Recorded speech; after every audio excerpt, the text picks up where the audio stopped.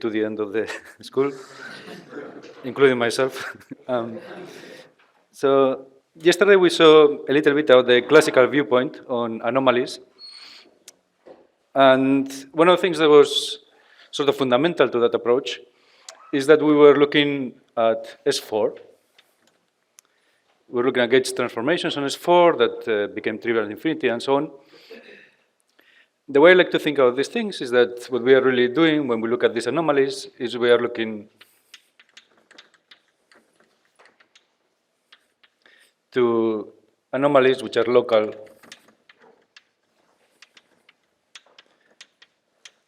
in space-time.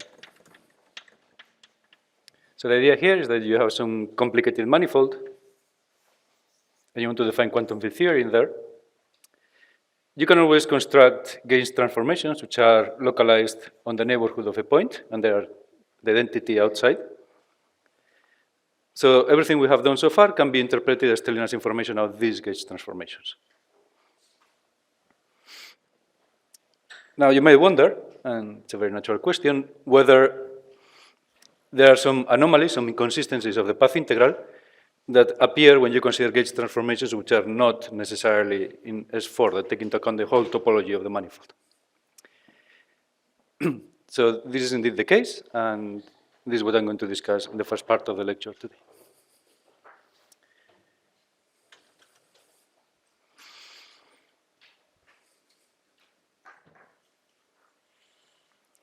So just to distinguish from this sort of approach, the local anomalies, it's useful to think about a second picture. If you remember, we were starting with some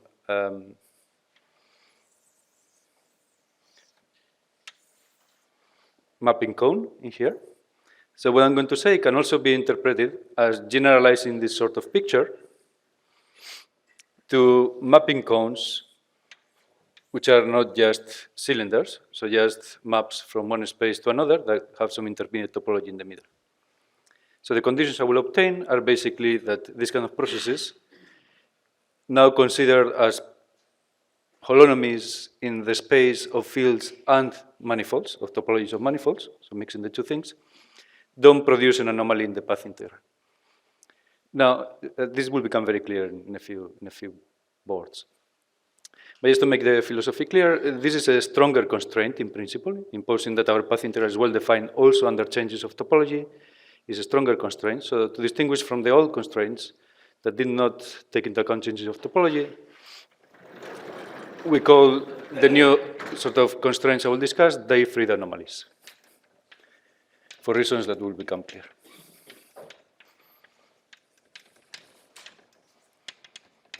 Now, if you are, as I am, a string theorist, it makes sense to think of these processes. When you think of a string theory in some manifold, the manifold can undergo topology change. So any theory that comes from a string theory will probably satisfy these stronger Day-Freed conditions. In field theory, I don't think there's a super clear reason for imposing them, but if you have anything that can come from a string theory, it will satisfy them. All right, so let's do the following. I'm going to mention straight. So consider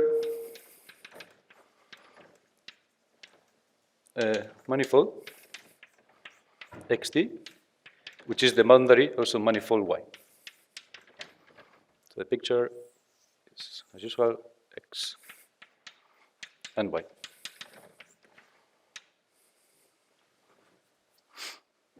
And now, what we really want to do is to define some path integral on x, but we might have an ambiguity, we might have an anomaly. So Day and Fried proposed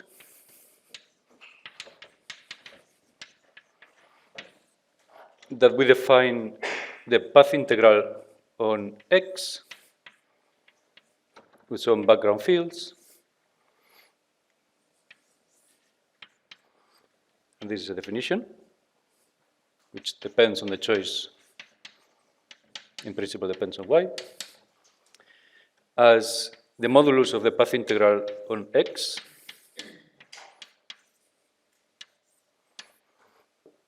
So this bit is well defined, as I argued, at least for theories with a Lagrangian, times e to the minus conventions 2 pi I eta for the Dirac operator on Y coupled to an extension of B. Okay, so let me define all these things. This thing you just compute in the way you prefer. Even if the theory is anomalous, the modulus will be well defined, as I argued. So this is the bit that we need to understand. Here, d slash YB is the Dirac operator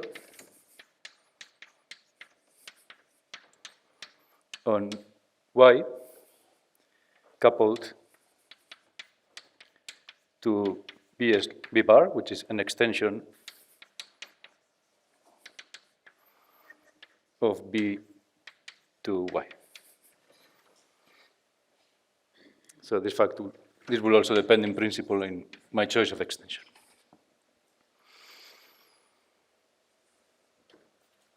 Right? So the idea here is I have, as before, a theory with some fermions here, which might be anomalous, and I want to define the path integral. And Diane-Fried tell me, well, pick some Y, pick some extension of B to Y, and then construct this gadget. And that defines for you the phase of the partition function. Therefore, you have now a full complex number, which is the partition function. All right. So what's eta of some Dirac operator? This is 1/2 of the dimension of the kernel of the Dirac operator plus the sum over the eigenvalues, which are different from 0, of the sign of the eigenvalue.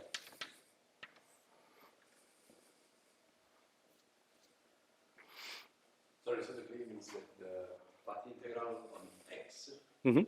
depends on some way on the behavior of both the plus one and the next one. In principle, yes. So the definition of anomaly I will give you in a minute is that the theory is anomaly-free if it does not depend on the extension. Mm-hmm. But for the moment, yeah, this is a way of assigning a phase to the path integral. Okay, so I have 2 comments to make about this. The dimension of the kernel of a linear operator, you all know what this is. These are, now you look at not the 0 modes, not the kernel, but the massive modes of the Dirac operator. And you sum over this. Sometimes they're positive, sometimes they're negative. So what you do is you sum over the sign. So plus 1 and minus 1, you have an infinite series. Now, of course, this is a bit ill-defined. So Atilla, Patodi, and Singer, they showed that the limit when S goes to 0 of the sum over lambda different from 0 sine of lambda over modulus of lambda to ds exists.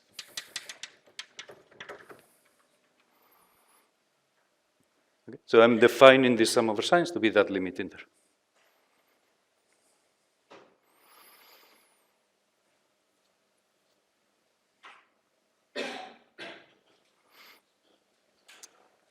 The second comment I want to make is in many maths papers, for very good reasons, they omit this term here, and then they just include it in, when I use this eta in some expression, they will include this term in that expression separately. So they call eta of the operator just this, sometimes it's called the spectral asymmetry. It tells you how many positive minus negative you have in this infinite series. In physics, I think it's a little bit more convenient, or a bit more common at least, to include the dimension of the kernel in the definition. And that's what I'm going to do, just the definition. So this is the common one in physics.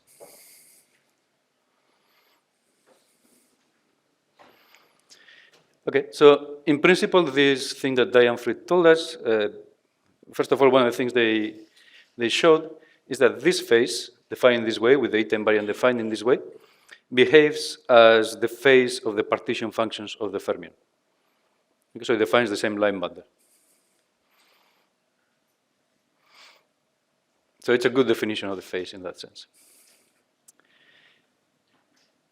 The problem with this definition is that it's basically impossible to compute. You can only in very, very special cases compute the spectrum of the Dirac operator with enough precision that you can do this sum. That's not going to be a problem because the theories that I'm going to study, for the theories I'm going to study, eta has some very nice properties that allow me to get around this complication. So there's some properties that eta satisfies.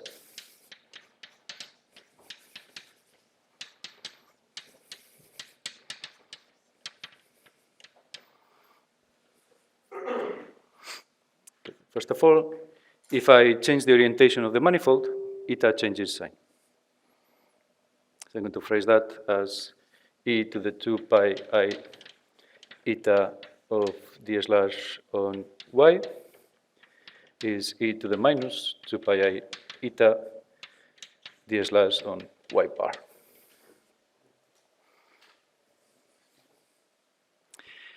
One thing that is perhaps a little bit annoying in terms of notation, I'm indicating the extension with a bar above. I'm also indicating the change of orientation, so let me change convention, not to confuse you. This is extension.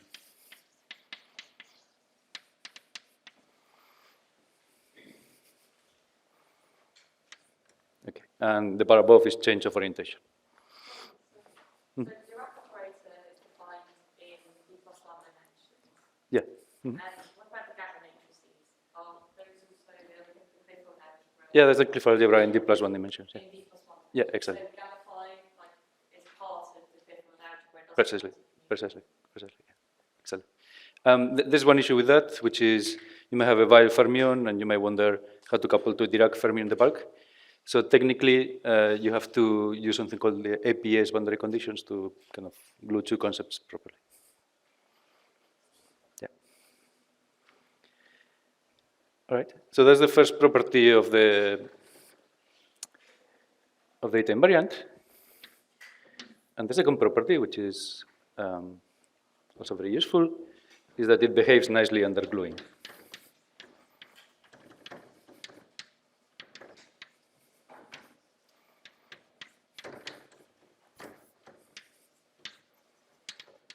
So basically, if you glue two manifolds, the eta invariants add up. So let me see if I can make this picture in my notes. So that you have some manifold here, maybe it has a couple of boundaries. Say this is A, and then some other manifold here, perhaps with some boundary structure like this.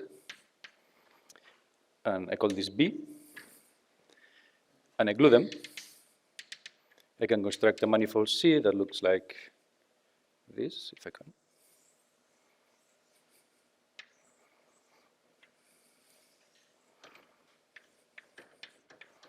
I'm going to call this C. Okay? So you have a configuration like that. You're gluing two manifolds, and you get a new manifold. So in this case,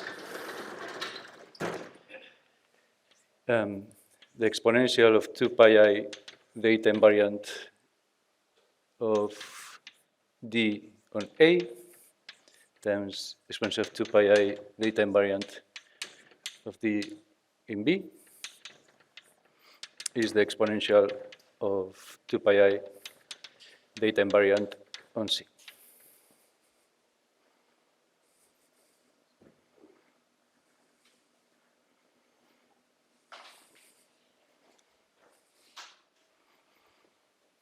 So I'm going to use these two properties without proof. If you want to learn more about the eta invariant and the proof of these things, you can go to the paper by Tia, Patodi, and Singer. Just say papers, there's a few. All right. So in this context, we say that there's an anomaly. I think I'm going to call it a Fried anomaly.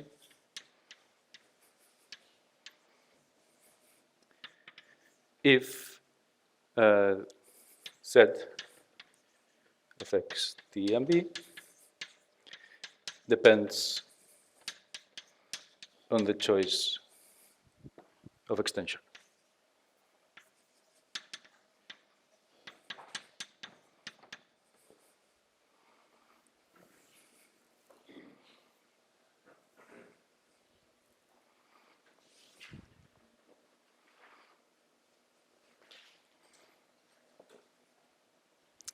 Okay, so let's play the usual game. Let's take a picture like this, and pick two extensions, change the orientation, glue them, and see if the face behaves as it should.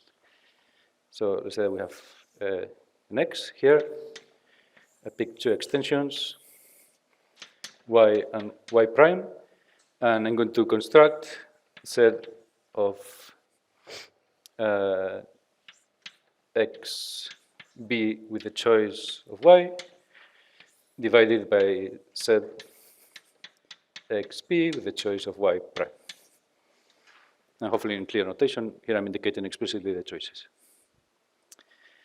Okay, so this part, the modulus is going to cancel between those two choices. I'm left with the eta invariants. So I get e to the minus 2 pi I eta of the Dirac operator on Y plus 2 pi I eta Dirac operator on Y prime.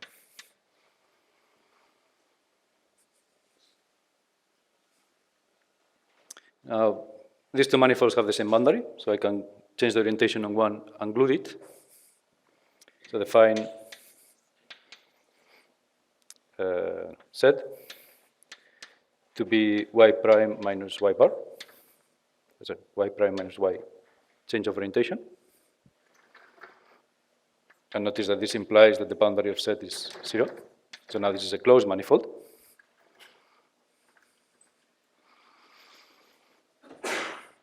So let me write this in the following way. I can write this as e to the 2 pi I eta invariant of Y bar plus eta invariant of Y prime. And of course, this is e to the 2 pi I eta invariant of Dirac operator on set.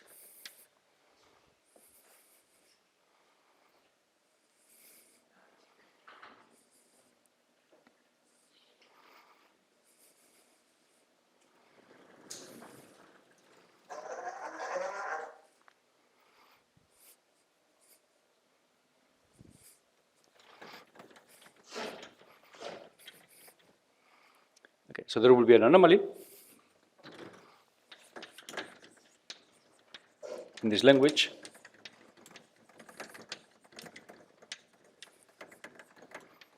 if there is some set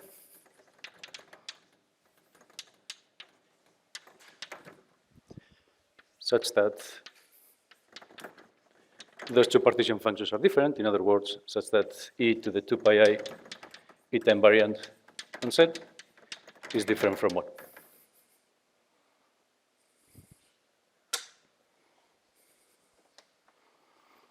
Sorry, so the procedure is that you take a bidimensional theory, Mhm. you check if there is a perturbative anomaly. I'm coming to that in a minute. If there is no perturbative anomaly, Mhm.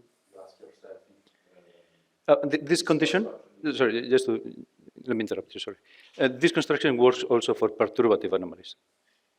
So what will happen if you have a perturbative anomaly?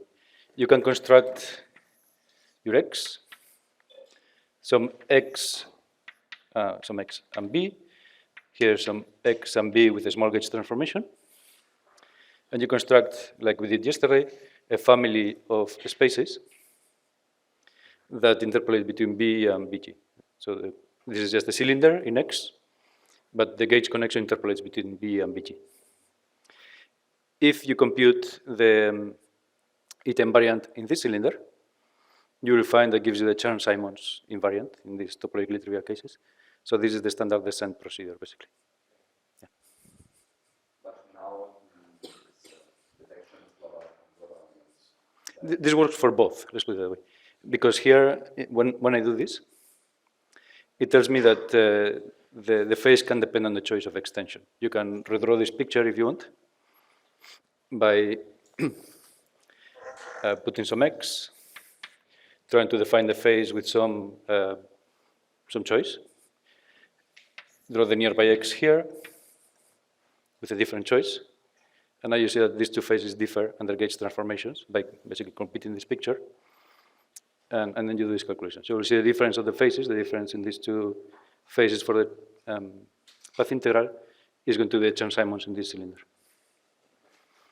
Something I haven't said, but it will become clear in a minute, is that this eta invariant is closely related to the Chern-Simons. In simple configurations like this one, it is the Chern-Simons. And then you have descent. You see that the difference of the faces comes from the variation of the Chern-Simons under the gauge transformation.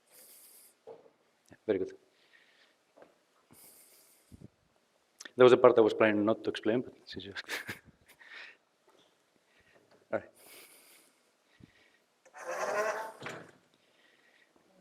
Yeah. This one?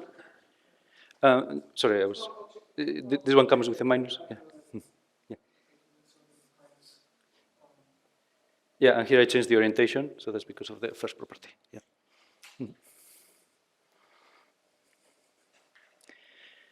Okay.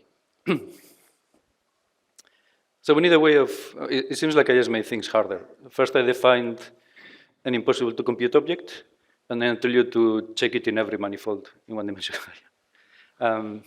Luckily there's a beautiful result due to Atiyah, again, Patodi and Singer.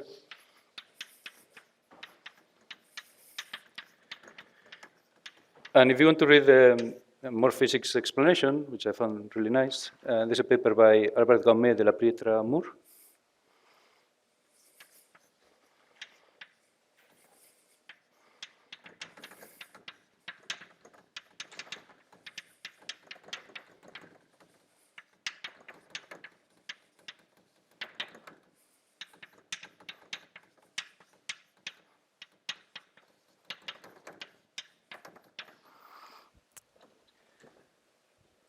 And is the following statement. If Z is the boundary of some manifold, how do you call this? W, I think? Yeah,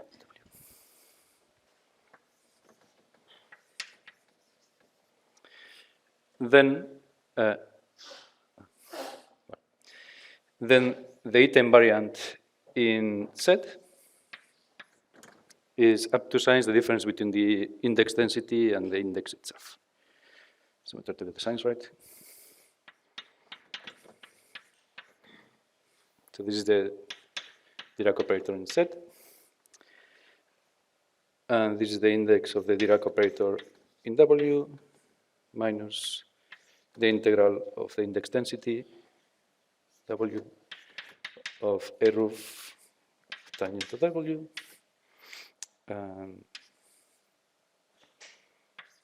The Chern character of the bundle. Okay. So again, what's the picture here?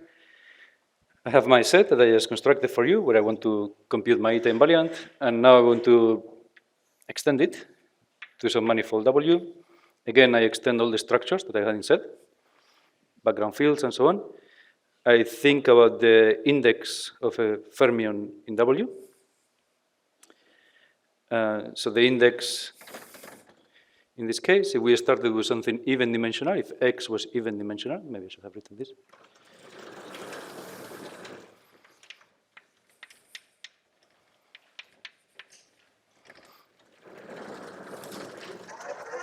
This formula works also if D is odd dimensional, but the exposition will be a little bit more clear if I assume that.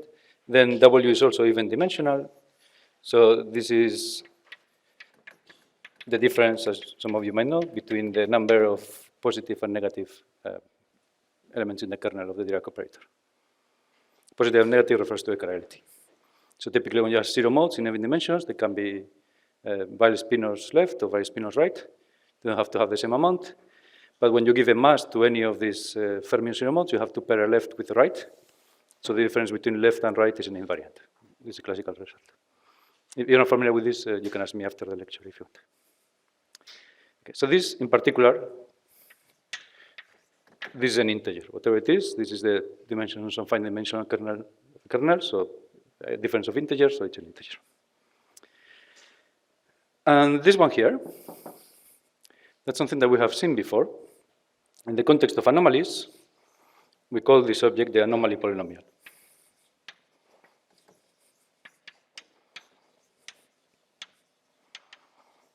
So I was relating this before to the curvature of the bundle. Here it makes a second appearance for, of course, related reasons.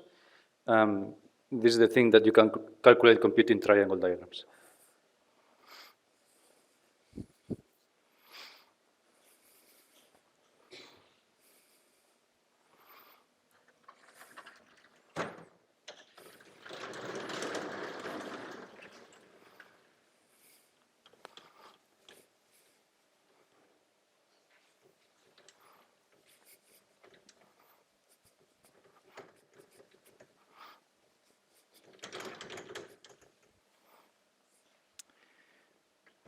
Right. Sorry, so both of those will have an expansion, and we have to choose the d plus 2 dimension.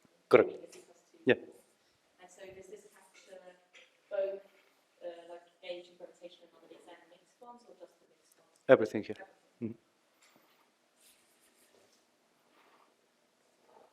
Yeah, so this is, so far I haven't made any assumptions except I'm trying to define a fermion.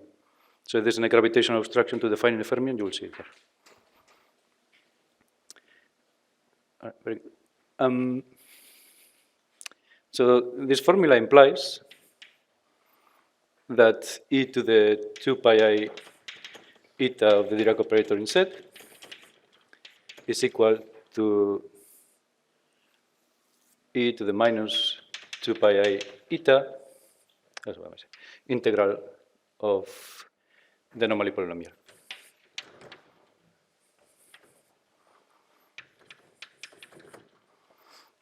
Sorry, I should say, in case it's not clear, this E is the bundle defined by the connection that I have, the bundle defined by B extended to W.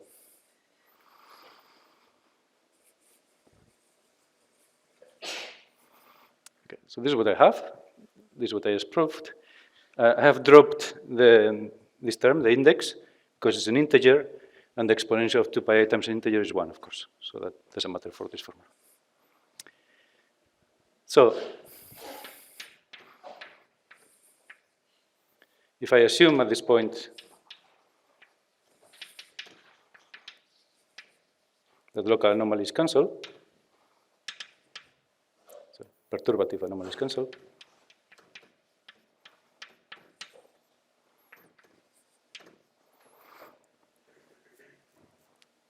perturbative anomalies canceling means that this anomaly polynomial vanishes. So what I'm finding is that e to the 2 pi I eta d of Z is 1. Doesn't the perturbative anomaly is cancelled by some other mechanism? I mean, if the anomaly polynomial is not zero, but there is Kirchhoff's mechanism or Yeah, that's a good point. Yeah, I'm assuming absence of Green-Schwarz. You can include the Green-Schwarz mechanism by modifying the anomaly polynomial. This is the anomaly polynomial coupled to a fermion coupled to a standard bundle. You have non-standard transformations like in Green-Schwarz. You can modify the anomaly polynomial to include the Green-Schwarz. So there's a little modification here, but there's no. So you can modify it in order to take into account of the cancellation mechanism. All the local mechanisms, yeah, you can take into account by modifying this bit. Yeah. Is that what we? Oh, sorry. You basically would be set from the contribution to the effective action arising from the mutual set and add it to the plus two dimensional. Yeah, like we do in string theory, right? When you try to prove consistency of string theory type 1 or something, that's what you do. You start with the anomaly polynomial, including all the forms that you have in your theory. This is just for fermions. You include everything that you have. And then you see that these things cancel. So the general thing that will give you the gauge transformation cancels. Yeah. This is just for a fermion and no extra fields. Yeah, that's a very good point.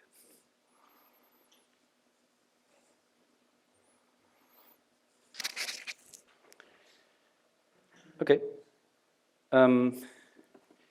So it might seem like I have shown that every theory is anomaly free, because I showed that the exponential of the eta invariant is equal to 1, but there was an assumption here, which is that my set is the boundary of some W. So if set is the boundary of W. This assumption is crucial.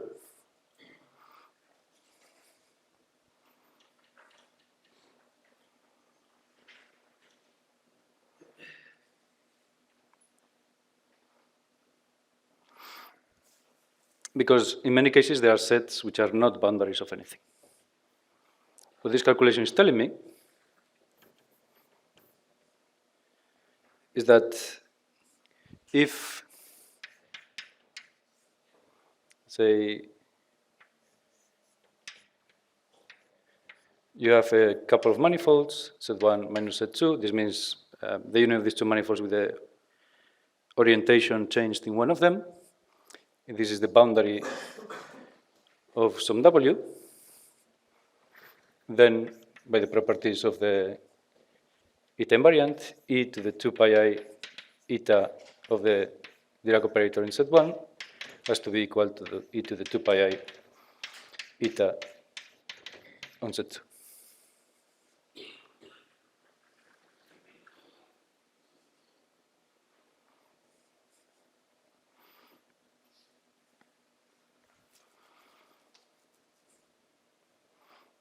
Okay.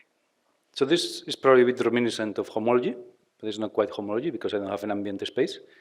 The right theory here is known as Bordism. So let me define Bordism.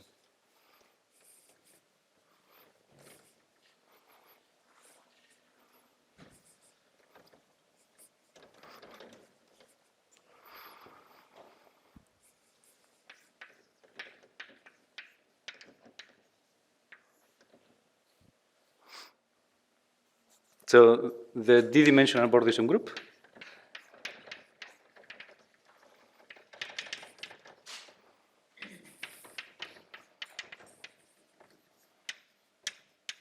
this is, by the way, a little bit incomplete as a definition. I will refine it in a minute, but just to give you the intuition.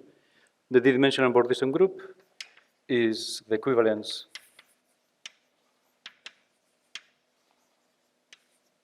the group of equivalence classes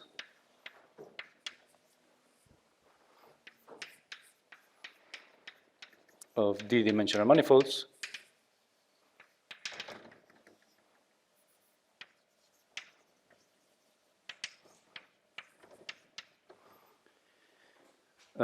where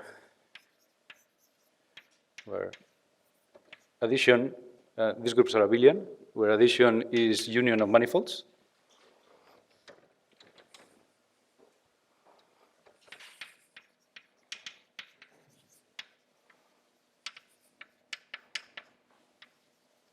And the equivalence relation is that A is equivalent to B if there exists some C such that A minus B is the boundary of C.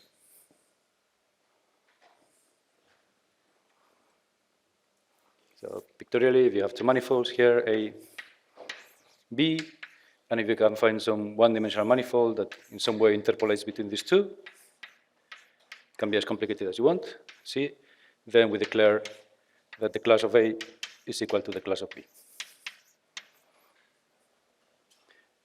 And if you want to add manifolds, then the class of A plus the class of B is the class of the union of A and B. So you take two manifolds, their union is a new manifold with two components, so this is a proper class. Okay, so this is Bordism. It's a fairly straightforward concept, but it turns out to be much more complicated to compute than homology. We generally denote the d-dimensional Bordism group as omega d. And generally, I have to tell you something about tangential structures. It means that these manifolds typically come decorated with some extra structure. For example, you might care about orientation. You might care about being able to put the spinors on it, so you have a spin structure and so on. So this is some very often called H. This is a tangential structure. You might want a framing, and there's many choices. Because I want to put fermions, just for concreteness, I will take H equal to spin, and I will write omega d spin. So this is the class of spin manifolds connected by spin manifolds. Sorry, and so how should we interpret the plots in the class separation, the plots between equivalence classes? So I can hear. So that class between equivalence classes, we should just interpret is that, how should we interpret that class? This one? Yes. I'm defining what plus means in this group. It's a definition. And yeah, sorry, thank you. And I'm defining it to be the class of the union.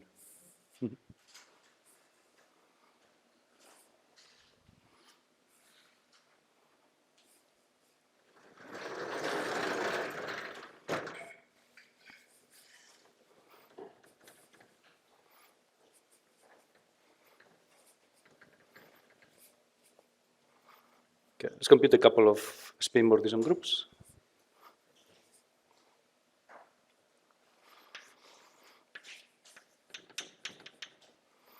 Okay. Omega 0 spin, that's the class of zero-dimensional manifolds.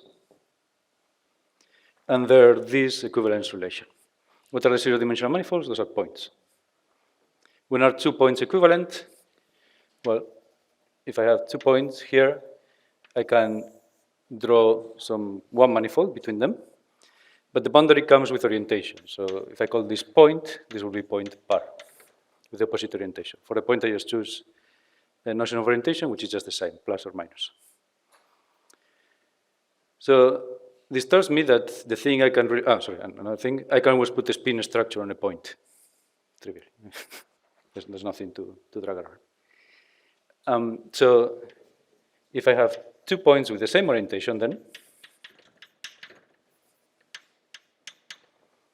now that I have chosen orientation, I cannot really construct the one cycle that connects them. So 2 points are different from 1 point once I have chosen orientation, which is a choice of a spin structure, if you want. The only choice that you have is the orientation. So what this thing is counting then is the number of points counted with signs. So this is set.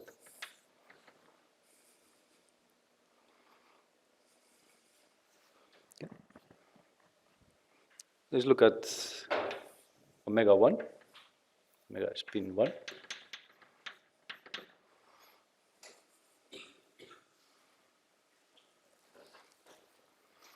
So one-dimensional manifolds, sorry, these are all closed manifolds, of course. Closed, so I've said this, sorry. Closed dimensional manifolds. In one dimension, the only closed d-dimensional manifold is the circle. So for getting out the spin orientation, I can always construct the circle as the boundary of something, a disk.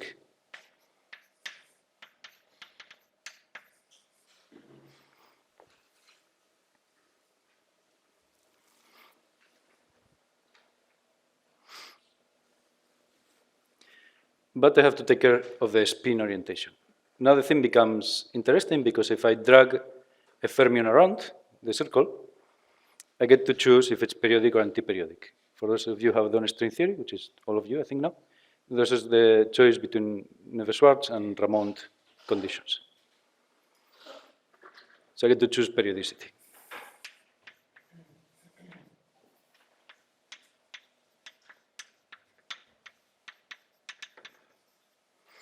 Periodicity. Plus or minus 1. So I claim that one of these periodicities allows you to extend the spin structure to a disk, and the other one doesn't.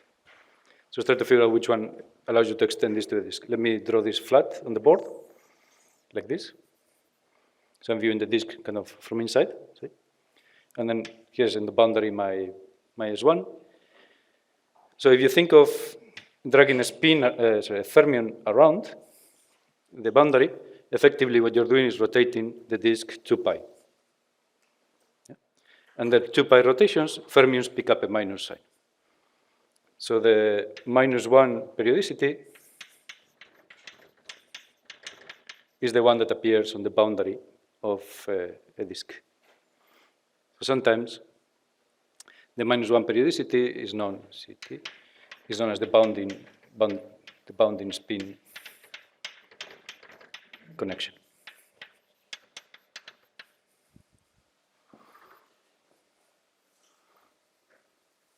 All right.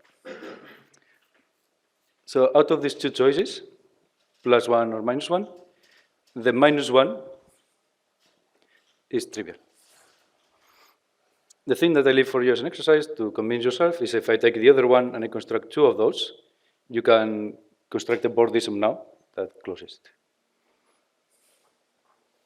So this is going to be set 2. The set 2 is an exercise. It's not a complicated one, but it's an exercise. And so you can compute a few of these groups by hand, but soon it becomes very difficult.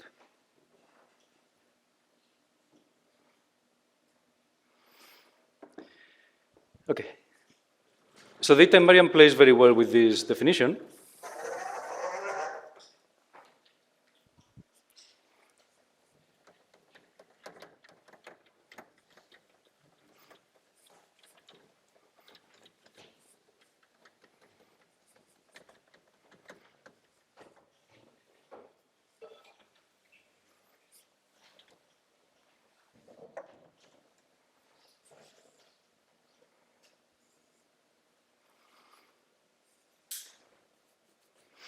So from the properties of data invariant,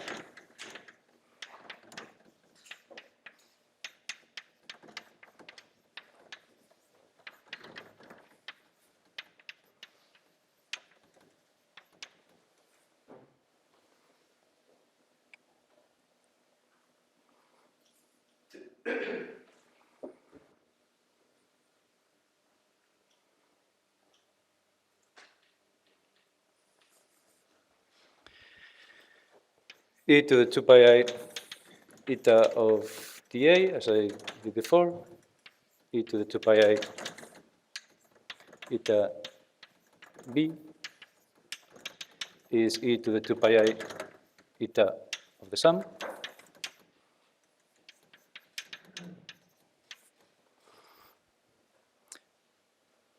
And in the absence of local anomalies,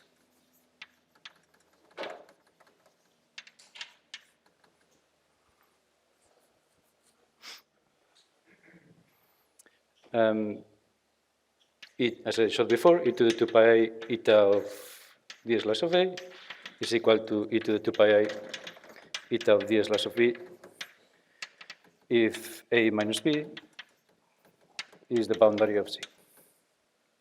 So these two things together imply that e to the 2 pi I eta of slash of A depends only on the class of A as a bordism class. Here D plus 1.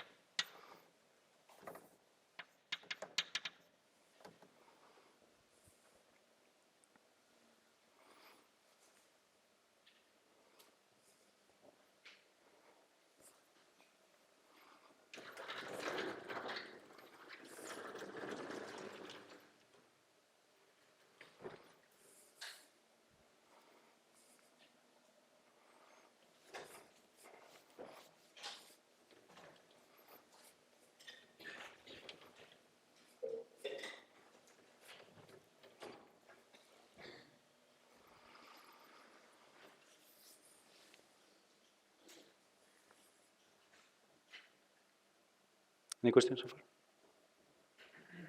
Yeah.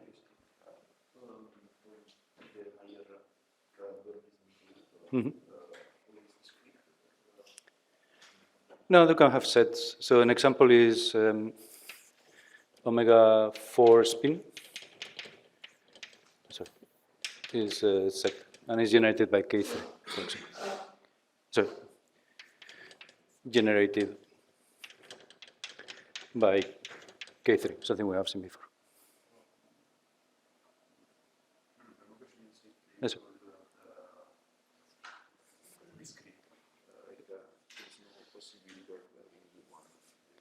Ah, okay, you're thinking of continuous groups. Well, no, not really. They're you take manifolds and their discrete identification. There's no such notion as. I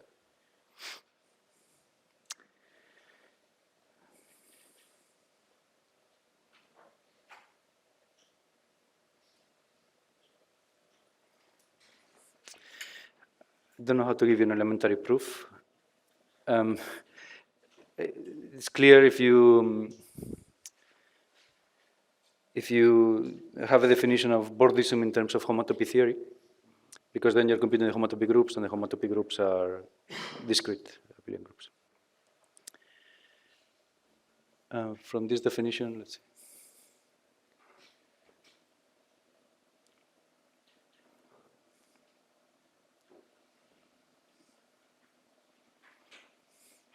It's a good question, and I don't know how to give you an elementary proof. A proof would be to define this in terms of homotopy theory, and then it's clear. But yeah, very good. Any other questions? Yeah. How do you get the Anomalies polynomial in the case of I don't have a vanishing Bordism group? Yeah, how can I get it? How do I get the Anomalies polynomial in D plus 2 if I also have the freedom? Very good. Yeah. So I'm doing everything here in the case of absence of local anomalies. Those are the first things that you need to check. If you have local anomalies, it doesn't make a lot of sense to worry about global anomalies because you have local holonomies anyway, so the global holonomies are not well defined. You can always wiggle the line and pick up an extra piece in your anomaly. So yeah, it's a bit of a cop-out because in that case you cannot use any of this technology, but the question doesn't arise anyway. So this technology is valid for the global anomalies. Yeah. So the procedure is using all the elements of the Bordism group and for each element you take by them and check if it's one.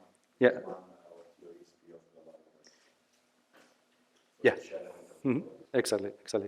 That's going to be my next board.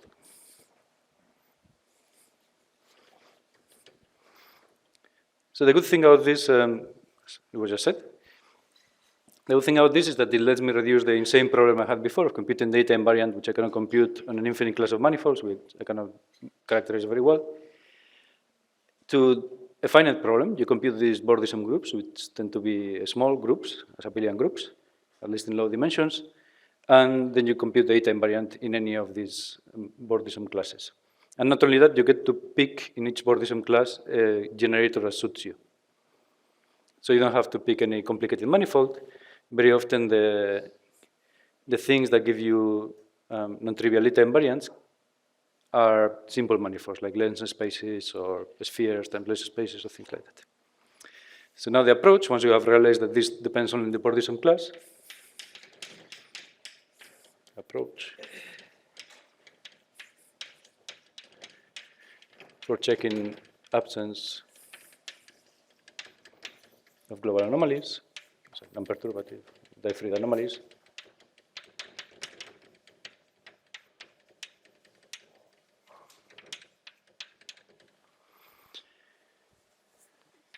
So you first compute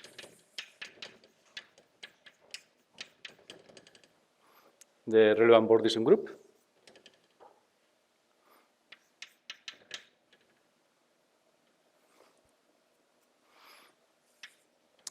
And then check for a convenient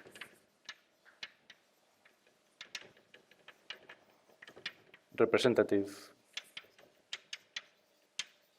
of the Bordism group. So some manifold that is enough, spheres or lens spaces are the typical choices.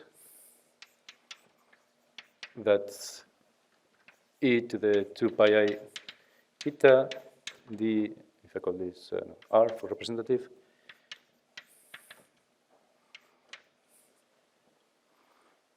so I have reduced my infinite dimensional problem to a very neat finite dimensional computation that I can do.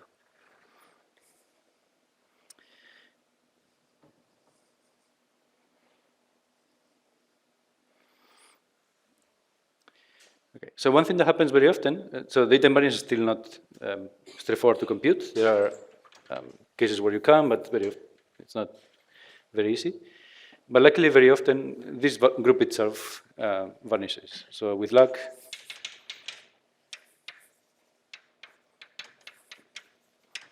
this group will vanish.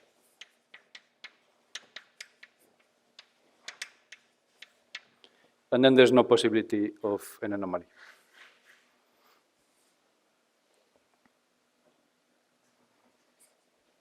This is why, because note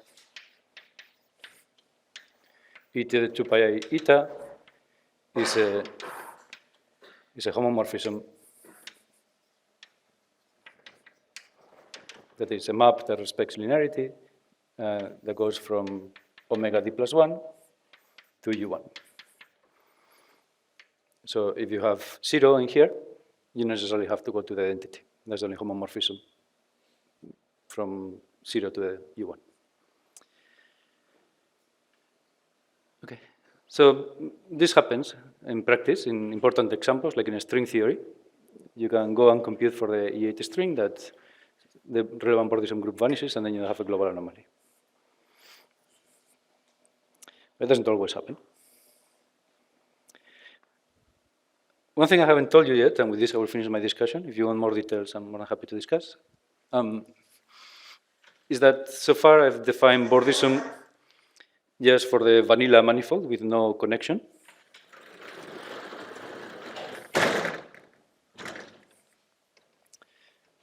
There's a bit fancier version of Bordism.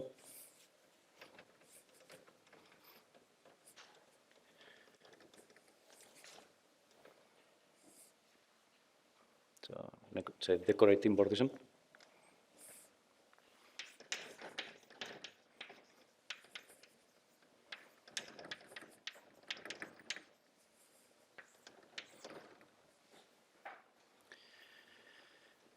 Okay, so what's the idea here? I want to define an object, which I'm going to call omega d spin, or more generally, some tangential structure that depends on some x.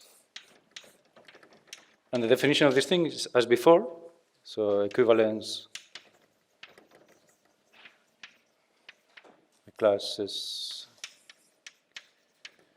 of d plus 1 dimensional manifolds,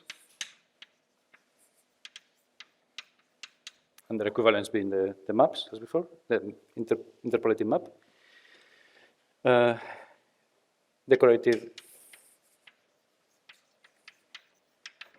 with maps to X. So what's the idea? I had the same pictures as before, A, B, and C. But now every element in this picture comes equipped with a map to some space X.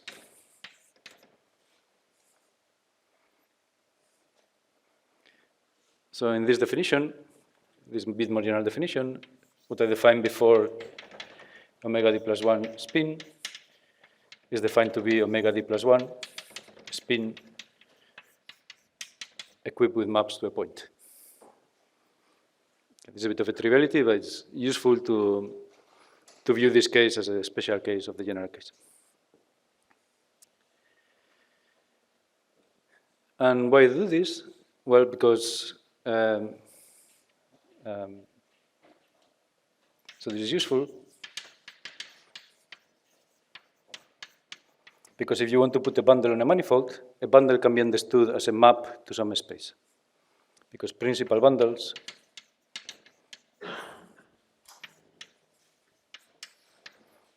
on some manifold, I think I've been calling it set, C plus 1 principal G bundles on Z can be understood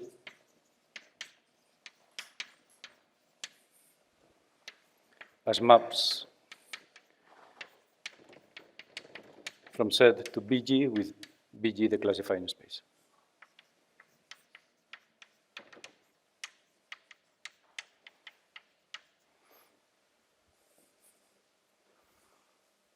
Okay, so the real problem that you need to solve when you compute anomalies in this way, first you have to understand what BG is for your structure group. This is something that has been done in the math literature in many cases. So let me give you a couple of examples. BU1, this is the complex projective plane of infinite dimension. BSU2, that's the quaternion projective plane of infinite dimension, and so on. So these things are classified for Lie groups, for discrete groups, and so on. So you can go to the math literature and find what these spaces are. And then the thing you want to compute is omega spin d plus 1 BG. This tells you the class of manifolds with principal bundles in G, with G principal bundles. You compute those groups. If any of them doesn't vanish, you compute the ET invariant of a fermion coupled to that bundle on a representative, and then you see if you have an anomaly or not. So if you want to see many examples, including the standard model,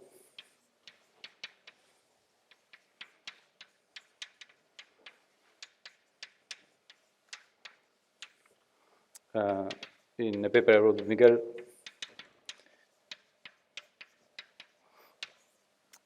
there's an interesting question here, right? We always say that the gauge group of the standard model is SU3 times SU2 times U1. And you can ask, is this theory well-defined in any arbitrary space-time topology? The answer is yes. Are the symmetries of the standard model well-defined in every topology?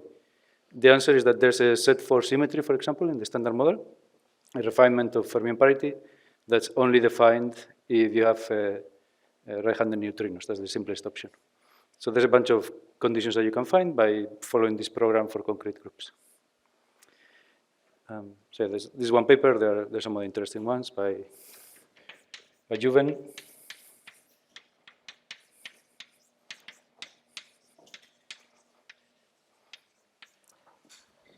So yeah, the details are all there.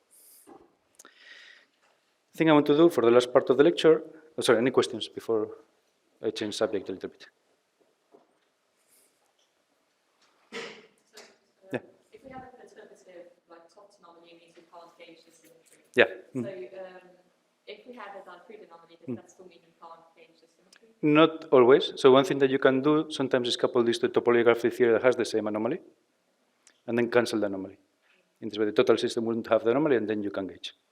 But in the case of the standard model, they don't. No, actually, yeah. So in this paper, we identified that there's a Friedwitten anomaly, for example, in this case of the Z4 symmetry. That tells you have two options. You choose your matter content in such a way that the anomaly is cancelled. That's what happens if you include right-handed neutrinos. Juven had a paper in which he showed that there's also a topological phase that you can include and not include the right-handed neutrinos. So very often these Diophrid anomalies, if you want to use them as a consistency condition, you have to go to the extra step and ask, can I construct a TFT that has that anomaly? There's really nice papers by Cantaro, Omori, and Clay Cordova with some constraints on this, but I think the general story is still not completely clear. Yeah? How do you make sense in this picture of d-dimensional theories that are not boundaries of the? Oh yeah, great, yeah. So that can happen, certainly. And the way we interpret those theories is that they have a theta angle. So a contribution to the action that you can include or not include. And the contribution to action is something like theta angle times a Bordism invariant, something that measures your Bordism class. So if you're in a manifold like K3, which is a non-trivial Bordism class, it means that in your action you can include something that detects if you're in a Bordism class. And that statement is familiar in 4 dimensions. If you compute the gravitation, if you write the gravitational theta angle, it's something like theta times r wedge r. And this invariant, when you integrate on K3, will give you something that's 1 for K3, telling you there's non-trivial importism. Yeah, so if in D dimensions you have a non-trivial importism class, it means that your theory comes in different variants indexed by a theta angle. Yeah. And then you can still play this game, but you have to take 2 of these to cancel this theta angle, and then you extend. So basically, coming to a topological Q-proof Mhm. in order to cancel gauge anomaly of this kind, Mhm. can be understood as a Schwartz mechanism in this picture. In some cases, yeah. Mhm. And is there an equivalent of anomaly for this picture? Because I can think that Schwartz mechanism as a particular case of inflow in a space-time plane. Mhm. So there can be also a topological anomaly. Yeah, if I'm understanding your question properly, the answer is yes. So I have a paper with Yuji and Tachikawa, Kantaro Mori, Hirotaka Hayashi, and somebody I'm surely forgetting. Kazuya Yonekura, I think. Yeah. And in that paper, we work at the topological version of the Green-Schwartz mechanism using this kind of inflow picture. So we say that there's a version in some cases in which you can cancel these anomalies by inflow. Yeah. We have one example or two of a general analysis, but yeah, this is one place where we can start. So I think the short answer is that there is a topological version of Green-Schwartz. And that example has papers. The paper has examples. Okay, any other questions? Very good, so let's do something that's related, which is in a way a natural question you might ask in this context, which is what happens if I choose the higher dimensional theory differently. Here I chose the A-time variant. Which kind of theories can I put here? And more or less by definition, we say that we have an anomaly whenever a picture like this one holds for an invertible theory in one dimension higher.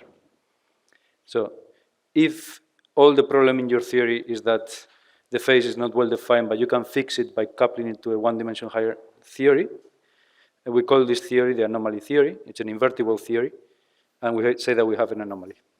So coming back to a few lectures before, somebody was asking why I was calling the anomaly in Maxwell an anomaly, because I could see it at the level of action. And the reason is that I had this definition in mind in which I can fix that ambiguity in the phase by coupling to a bulk. So in that case, we say we have an anomaly because the bulk is a topological field theory that's non-trivial. So in general, yeah, anomalies are just couplings to bulks which are invertible. Now you can also ask, the next step, what happens if I couple two bulks which are more interested in topological field theories? So indeed, that's a very important construction that has been something that we have been thinking about in the last few years. And this is the SymTFT idea to approach symmetries. You can view it as an extension of this idea to non-invertible theories. And this has a very illustrious history. So a lot of people from different approaches came up with very similar ideas. So the first thing there's probably something earlier, but the first thing I know where you can clearly recognize what I'm going to tell you is an old paper by VII on holography. I might have some time to explain something about this.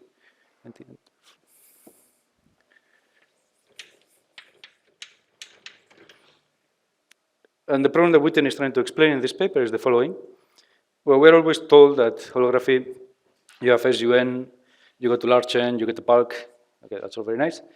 But I explained in previous lectures that there's different variants of the SUN picture. For example, if N is equal to 2, you get the SU2 and the SO3 theories. For large N, you get many, many variants. So where are these variants in holography? So this question was answered by VII a long time ago. The picture I'm going to explain was also sort of mentioned, perhaps, so it was implicit in the paper by Gaiotto Kapustin, Cyber, and Willett.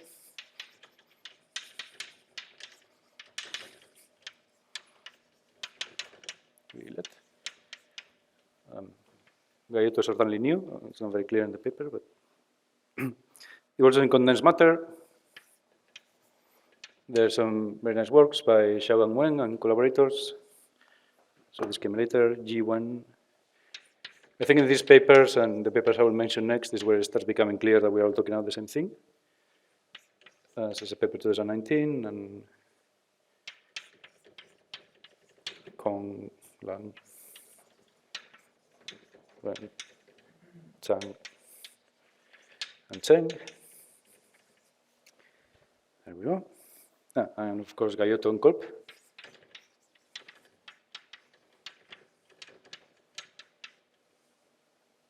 It's 2020.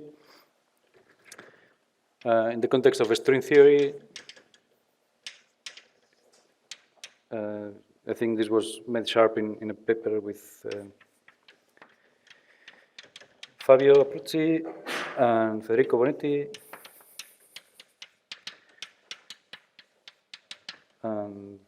Sakura, Sagar, and Sakura.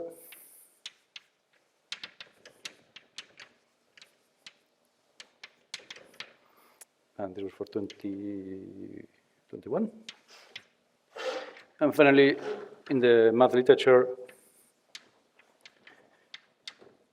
so you can see part of the story in Fried and Telemann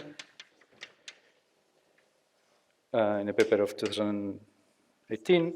I think the one that really formalized things properly and clearly is Fried, Moore, and Telemann from 22, I think. Okay, so this one is a little bit more explicit. Anyway, you see that many branches have come together. We have all sort of bumped into this SymTFT picture, which I'm going to try to summarize now.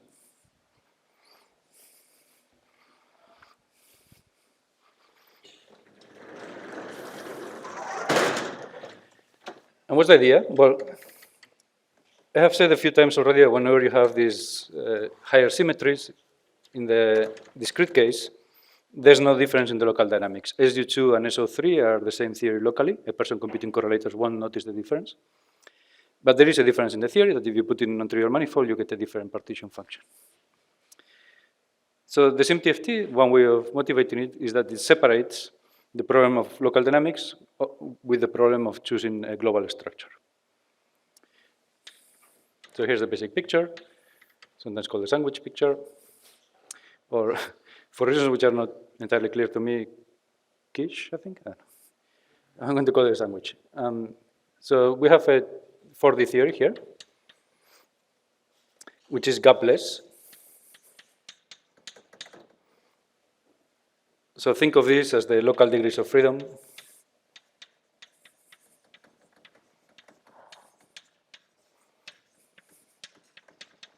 Just to have a concrete example in mind of n equal to 4 SU2, just the algebra, SU2, super Yammers in t equal to 4. Okay. So this is a theory that describes only the local degrees of freedom. It's not really a 4-dimensional theory. It doesn't give me a prescription for computing partition functions on arbitrary manifolds. I'm going to view these local degrees of freedom as boundary degrees of freedom for some 5D topological field theory known as the SymTFT.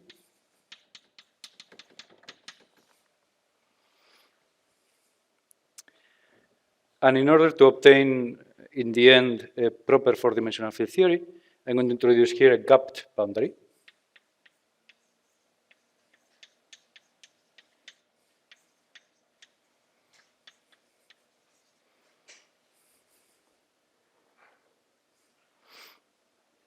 So I have this sort of sandwich picture. The idea is that, well, this is a topological field theory. I won't care how big this interval is. So I can contract, and contracting, I end up with a 4D theory, which, depending on the choice of gap boundary, I'm going to call that rho, is going to be some theory, T rho, which has the local dynamics of SU2.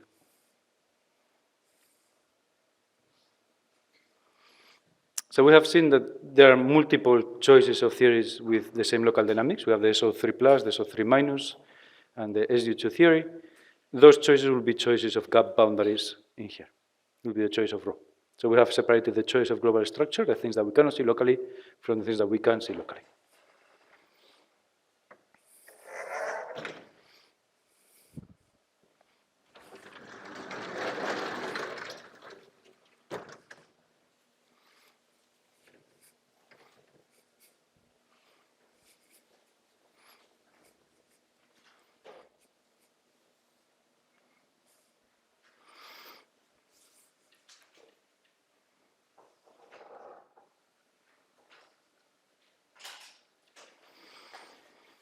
Okay. So now the exercise becomes, whenever you have, there's two ways you can go about this picture, depending on where you're coming from. Maybe you know your theory on the boundary. You can extend, try to extend it in the bulk in this way, kind of open it up into two things. So for that, typically what you do is you fix one global form. You look to the symmetries that you have, and out of the symmetries, you can construct a SymTFT by some procedure known as computing the center. I'm not going to do that because my perspective tends to be the opposite, that I don't know what the local degrees of freedom are, and I want to classify the symmetries in my theories. I cannot just extract them from the local degrees of freedom. So I'm going to assume that in some way, in my case, I generally do this by looking at the string theory or geometry. I can derive the SymTFT, and from then I learn something about the coupler's boundary. So let me give you one example for what the SymTFT is. I'm just going to claim this. You can derive this from a string theory. So the claim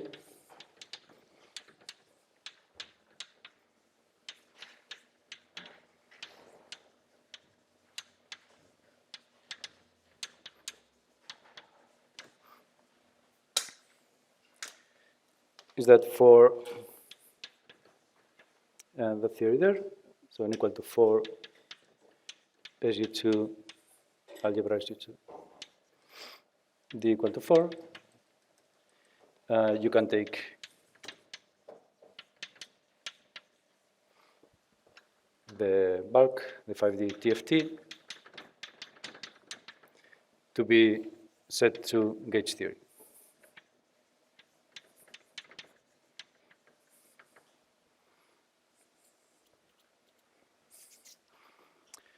I should say that how complicated you make this theory depends on how many of the symmetries of the final theory you want to understand. Because I'm going to be talking about one-form symmetries, the thing I have covered in the course. I'm sort of simplifying the kind of SymTFT you can have here. The more symmetries you have, the more complicated ways they interact with each other, the more interesting this topological field theory will be. So I'm just looking at the subsector of the symmetries here.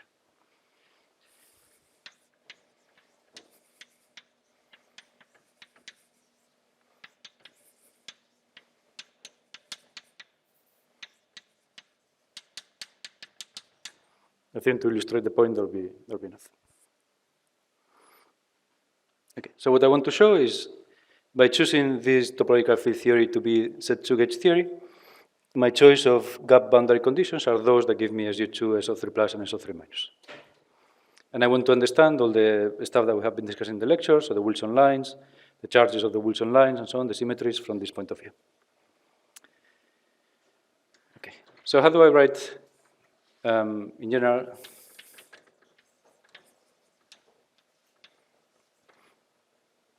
so I'm going to write it for arbitrary n, because I find it a little bit easier to understand the formulas, but we can put n equal to 2 at the end of the calculation.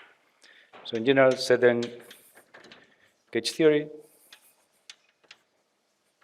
can be understood in two ways. The discrete language would be one in which you have S being 1 over n with 2 pi I, integral of Bn cap derivative of Cn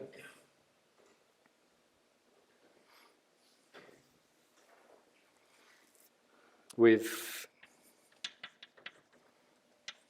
Bn Cn, oops, cochains of degree 2 and set two coefficients. So that's one presentation. That's convenient if you want to with 7 coefficients, which is convenient if you want to really treat this as a discrete gauge theory. In physics, it's also quite common to represent it in a different way, in which you write 2 pi I n integral of some b wedge dc with b and c connections to form connections.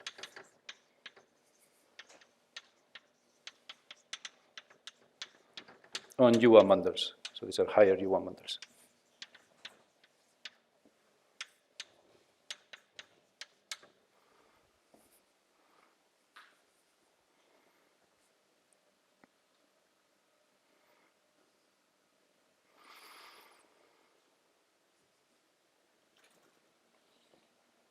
Okay.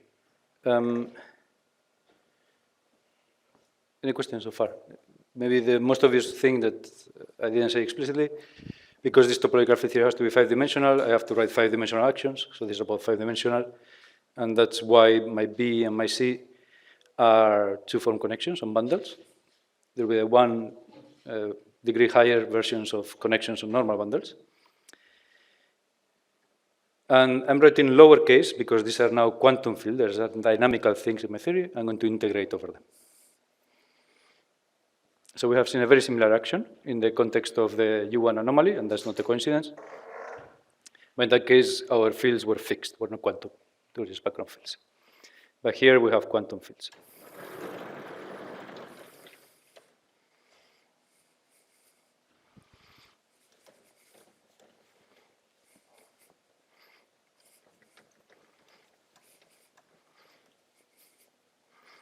Okay, so the first thing to show is that this theory, let me choose this one, is indeed a set n gauge theory. So let's see how this theory that looks very continuous becomes discrete. So the equations of motion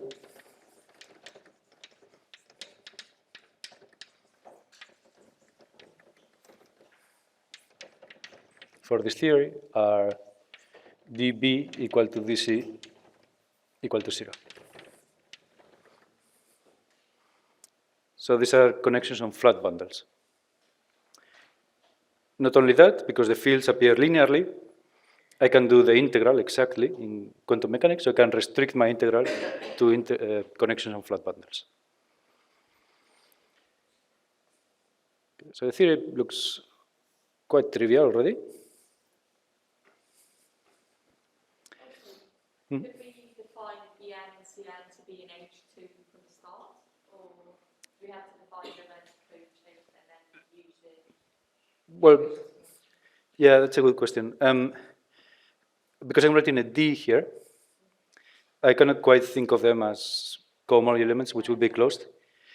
But there is a version of making that intuition precise, which is known as differential cohomology, in which, yeah, you think of this as some sort of cohomology elements, or some generalized version of cohomology.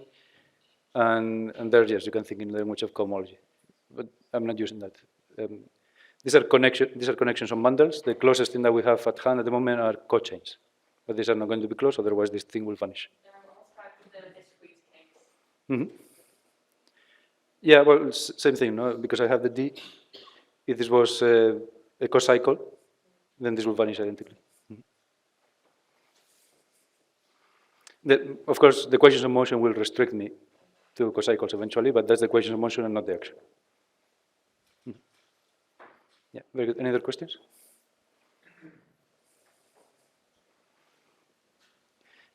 Okay, so I'm restricted to flat connections, and I've said already many times. If you have a bundle and the connection is flat, all you have is holonomies. So let's look at the holonomy operators. So define holonomies.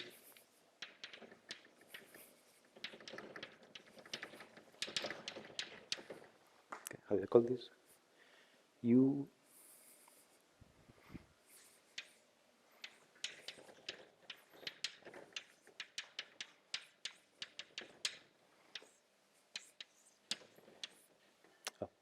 our case.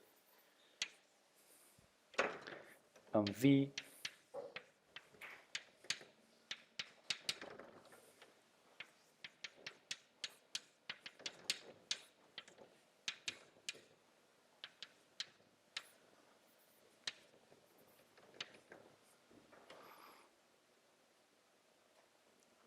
so these are my holonomies.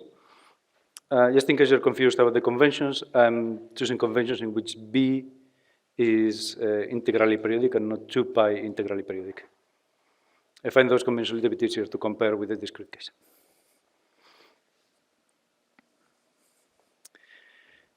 Okay, so one thing that I can derive is that if I take n copies of these operators, I get the identity.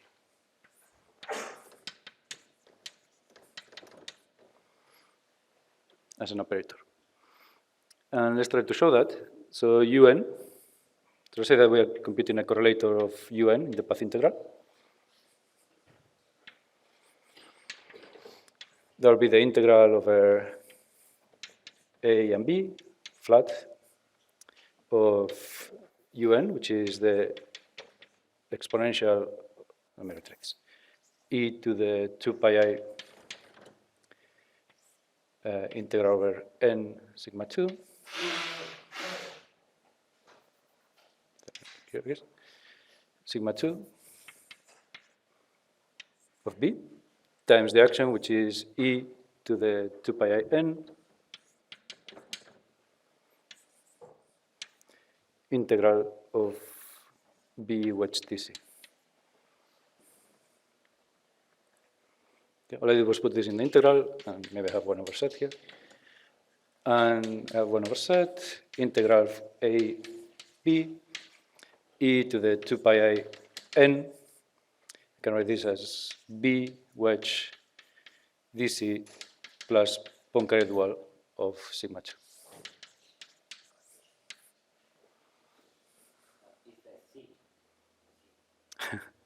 Thank you, yes. Yeah, thank you. Okay, and then going from here to here, all I did was Poincare duality. Now notice that I'm summing over all C's, over all topological sectors. So shifting DC by some integral class is not going to affect the integral. So this is going to be 1 over set of integral DC prime, if you like, dB prime, dB.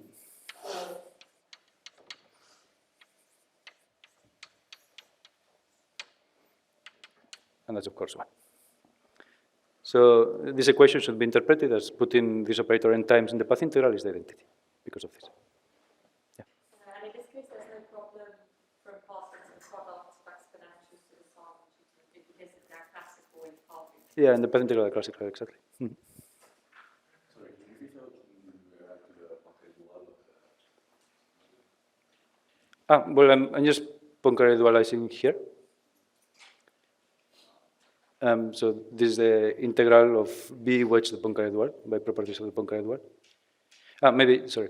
Yeah, maybe one thing that needs to be said in that argument is that I know at this stage that dB is closed. So the Poincare duality works on cycles. So then I have an integral in, I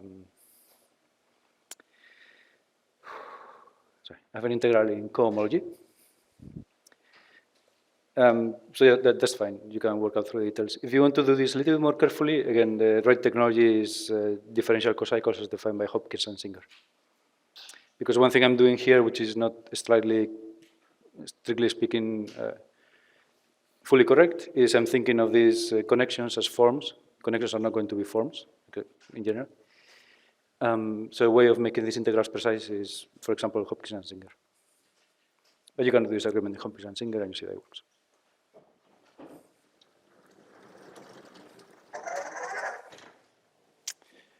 Right. So I went from a really large phase space to something rather restricted. I have 2 operators, u and v, and their nth power is 1. So these are already looking very much like a Zn sort of thing. interestingly, these two things are not, it's not totally, sorry, they're related to each other in interesting ways. So note that B is canonically conjugate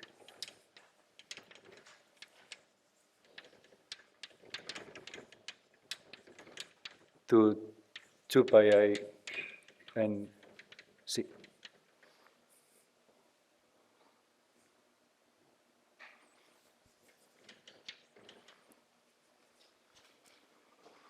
This is the standard thing to see which variables are canonically conjugate, which one is generalized momentum of the other.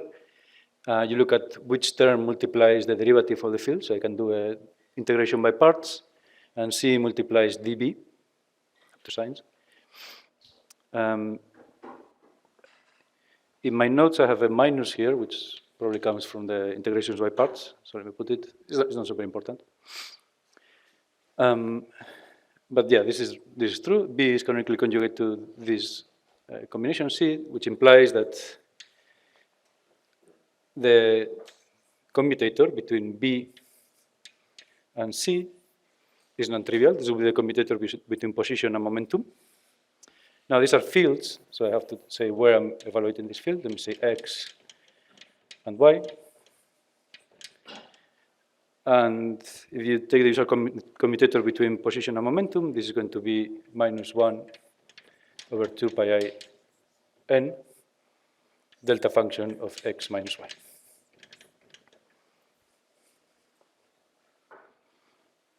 So all I'm saying is that position and momentum commute with canonical commutation relations.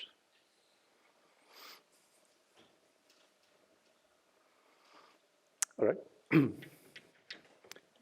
So this is for B and C, which are not gauge invariant. It's a bit better to make statements about these gauge invariant objects, U and V. And what this implies for U and V is that you take U of sigma 2, V of theta 2, say, and you take the finite group theory commutator, meaning you commute them as operators. So this is the Hamiltonian relation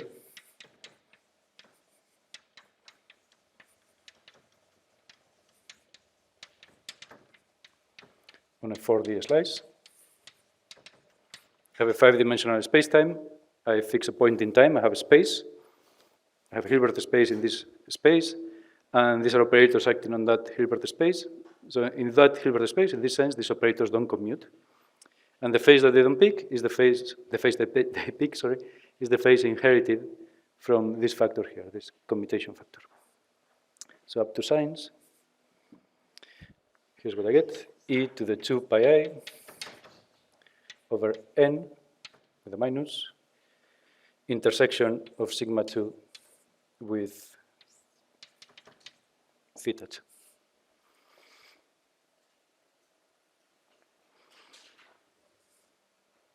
And to derive this, a small exercise, if you want, you can use the BCH formula.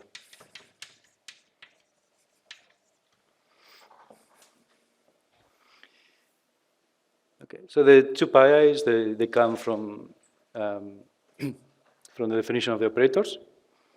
And the definition here, the minus comes from the minus, the n comes from the n, and the intersection comes from the fact that they only don't commute if these two operators intersect, if the B and the C are at the same point. So that's why you get an actual intersection here.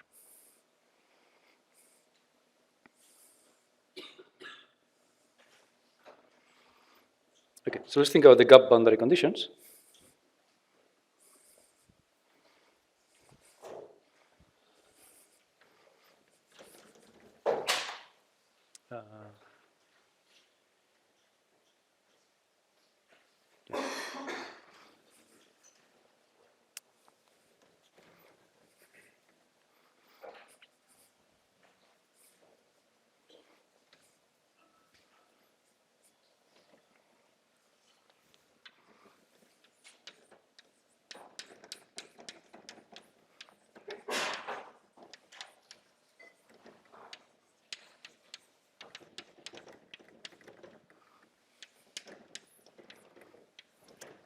right? So the boundary conditions in our Euclidean picture are a state in the quantization of this system, right? If you remember from, I don't know if it was the first or second lecture, if I want to give you a field configuration in some slides, I have to tell you a state in the Hilbert space of this theory.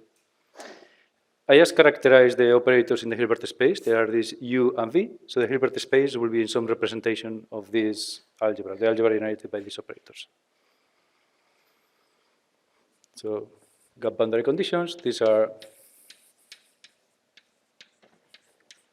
states on the Hilbert space.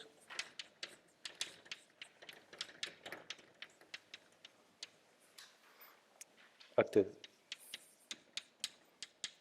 bound by U and V.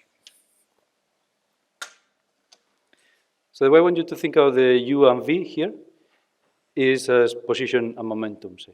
Or more precisely, exponentiating position and exponentiating momentum. So these two things will not commute. In general, as position and momentum don't commute, and the way you give me a state whenever you have position and momentum is you can give me a wave function. So that means essentially the eigenvalues under position or the eigenvalues under momentum, but you cannot specify the eigenvalues under both. You cannot fix both. So in particular, we cannot just set B equal to C equal to 0, because that would imply U equal to V equal to 1, but this is inconsistent with the commutation relation.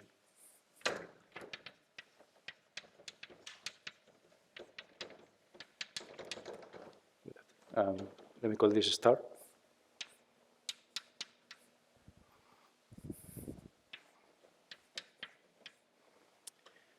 For sufficiently complicated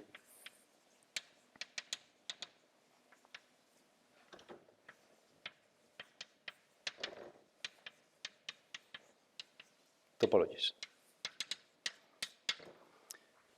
So what do I mean by this? I'm wrapping here some my operators on two cycles, and for having some phase here, I need these two cycles to intersect. If I'm doing the sphere, for example, close two cycles in the sphere don't intersect. You can always collapse them to points independently. So they don't have a net intersection number, and these two operators will commute. But if you give me an interesting manifold like S2 times S2, or K3 or something like that, you can have products like this. So in general, you cannot set this as a boundary condition. It's just inconsistent. It's like trying to fix for a state, again, both the eigenvalue momentum and position. The thing that you can do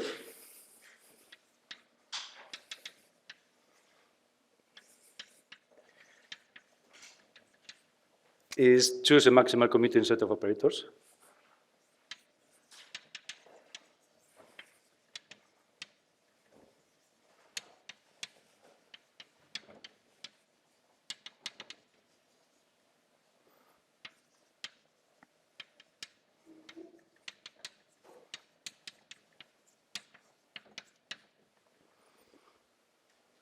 So choose a maximal commuting set of operators, all the x's or all the p's or things like that, and give me the eigenvalues under that maximal set. That fully characterizes the state. That's what you do in quantum mechanics, right? This is a familiar statement in a non-familiar context. Right. So in general, you have this problem of choosing maximally commuting set of operators. And in general, this is a complicated algebraic problem that you have to solve. This is a fun exercise. So you can try to show that the solutions to this problem, the choices of maximally commuting sets,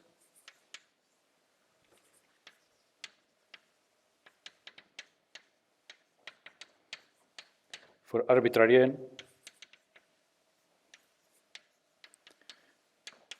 reproduce a harmonic invariant Tachikawa.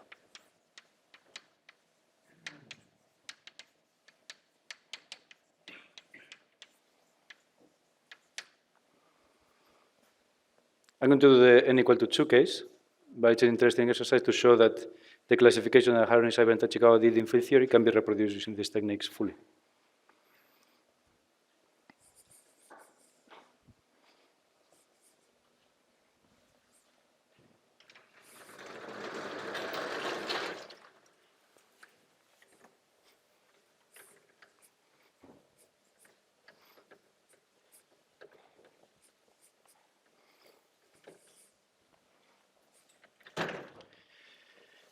All right, so for n equal to 2, you have that U in some cycle, V in some cycle,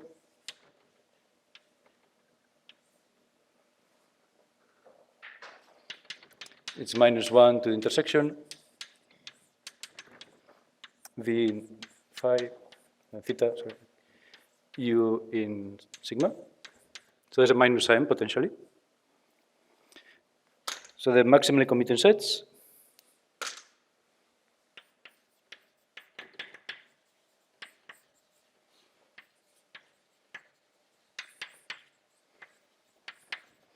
are those generated by U, those generated by V, and those generated by U times V. Clearly, these operators commute with themselves, and they don't commute with anything outside the set because of these minus signs.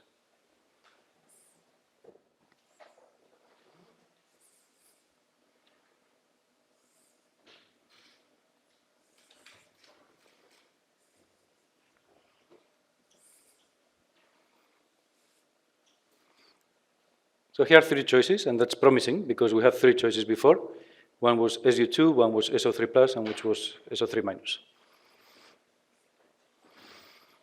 So let me finish by discussing what happens to the lines. So let's choose, as an example, U equal to 1 as a boundary condition.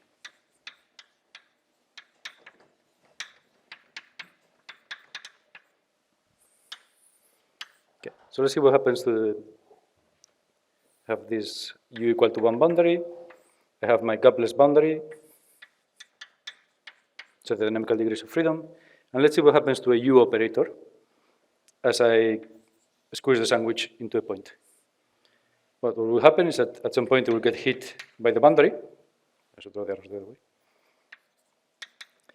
It gets hit by the Dirichlet boundary, and it becomes trivial. I'm fixing this operator to be the identity. So U operators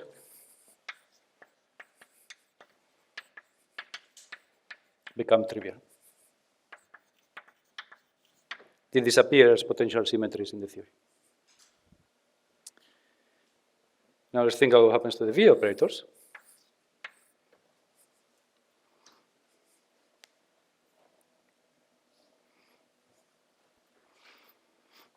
Well, to understand what happens to V, I have to characterize what happens to this boundary in the language of V operators. And remember that I wanted you to think of U and V as positional momenta. So if I have an eigenstate of position, what I have is a homogeneous superposition of momenta. So this boundary can be written as the sum over 2 cycles, gamma, of -1 gamma intersection with theta, V of theta.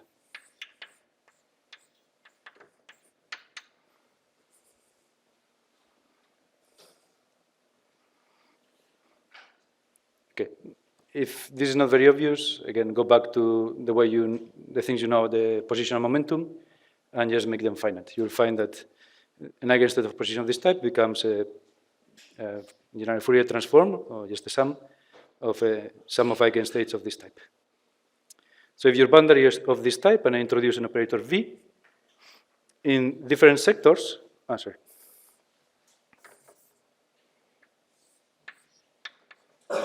equal to theta.